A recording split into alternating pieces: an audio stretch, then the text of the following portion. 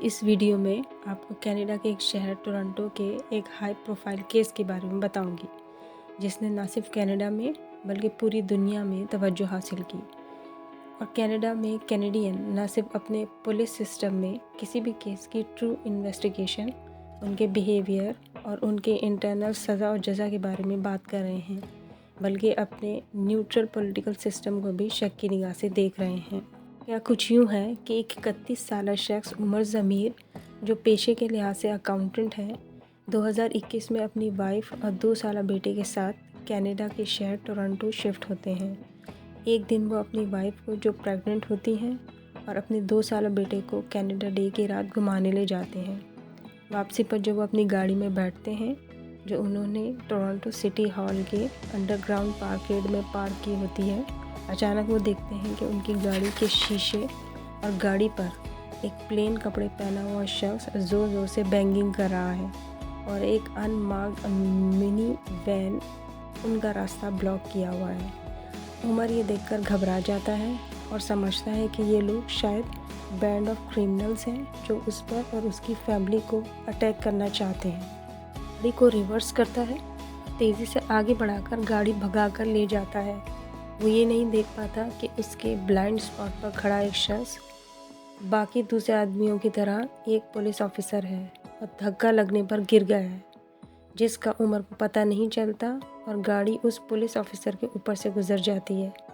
उमर अपनी वाइफ के साथ इस वाक़े की इत्तला पुलिस को देते हैं और सारी डिटेल बताते हैं, लेकिन पुलिस उमर को ही कसूरवार मानकर उसको अपनी कस्टडी में ले लेती है और उस पर कत्ल का मुकदमा दर्ज कर लेती है। उमर के वकील नादिर और एलेक्स बहुत मेहनत से उमर का मुकदमा लड़ते हैं और पहला रिलीफ उमर को एक बेल की शक्ल में मिलता है, जिस पर पुलिस की तरफ से नापसंदीदगी का इजहार तो होता ही है, बल्कि पॉलिटिकल लीडर्स भी अपने मुख्तलिफ मैसेजेस और बयानात से इस बेल को डिस्टर्बिंग और डिस्गस्टिंग करार देते हैं। एक तरह से वो अपने जस्टिस सिस्टम को डिसरिस्पेक्ट करते हैं। इसमें उस वक्त के प्रीमियर, टोरंटो और ब्रैम्पटन के मेयर शामिल हैं। उमर के लॉयर नादिर अपने एक इंटरव्यू में बताते हैं कि पुलिस और पॉलिटिकल लीडर्स के इस रवैये की वजह से आम आवाम में इस केस के हवाले से गलत परसेप्शन गया, जिसकी वजह से उन्हें न सिर्फ हेट मेल्स आई बल्कि कत्ल की धमकियां भी मिली। इस केस में इंसिडेंट के वक्त मौजूद दूसरे पुलिस ऑफिसर्स ज्यूरी के सामने ये बयान देते हैं कि जेफरी और दूसरे पुलिस ऑफिसर्स एक स्टैबिंग केस की इन्वेस्टिगेशन कर रहे थे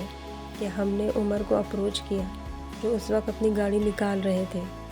मर जाने पुलिस ऑफिसर जेफरी ने उमर को हाथ के इशारे से रोकने की कोशिश की, लेकिन उमर ने जानबूझकर गाड़ी नहीं रोकी और गाड़ी उस पुलिस ऑफिसर पर चढ़ा दी। लेकिन बाद में क्रैश रिकंस्ट्रक्शन एक्सपर्ट्स और पार्किंग एरिया में लगे कैमरे की वीडियो से ये बात साबित होती है कि पुलिस ऑफिसर जेफरी धक्का लगने पर पहले ही ज़मीन पर गिरा हुआ था जब उमर की गाड़ी उस पर चढ़ गई। उमर को ज्यूरी रिहा करने का हुक्म देती है और उमर से अपोलोजाइज़ भी होती है। पुलिस ऑफिसर जेफरी की विडो इस फैसले पर मायूसी का इजहार करती है और पुलिस भी इस फैसले से नाखुश होती है, लेकिन हर हाल में उसे इस फैसले को कबूल करना पड़ता है। इस फैसले के बाद पुलिस भी अंडर स्क्रूटनी है, खासकर वो पुलिस ऑफिसर्स जिन्होंने ज्यूरी के सामने झूठ बोला था। फैसले के बाद प्रेस रिपोर्टर से बात करते हुए और एक इंटरव्यू में भी उमर ने एक बार फिर पुलिस ऑफिसर जेफरी की फैमिली से माफ़ी मांगी और उसकी मौत पर अफसोस का इजहार भी किया और बताया कि इस केस में जो इतनी गैर ज़रूरी ताख़िर यानी 3 साल बाद फ़ैसला हुआ, जो मेरी और मेरी फैमिली के लिए बहुत अज़ियतनाक वक्त था। जब मैं डिटेंशन सेंटर में था तो मेरी वाइफ ने दूसरे बच्चे को जन्म दिया और वो हॉस्पिटल में अकेली थी। मेरी बहन मेरे छोटे बेटे की घर पर टेक केयर कर रही थी। इस केस में फ़ाइनेंशियली बहुत नुकसान भी उठाया, जिसमें मेरी माँ और भाई को जायदाद फ़रोख्त करना पड़ी। उमर और उनकी वाइफ ने उन लोगों को भी माफ़ किया जिन्होंने इस केस के दौरान ज्यूरी पर प्रेशर डालने की कोशिश की, चाहे वो पॉलिटिकल साइड से था या पुलिस की तरफ से, और कहा कि वो सब कुछ भूलकर एक नई ज़िंदगी शुरू करना चाहते हैं और इस बात पर खुश हैं कि सच की फतह हुई।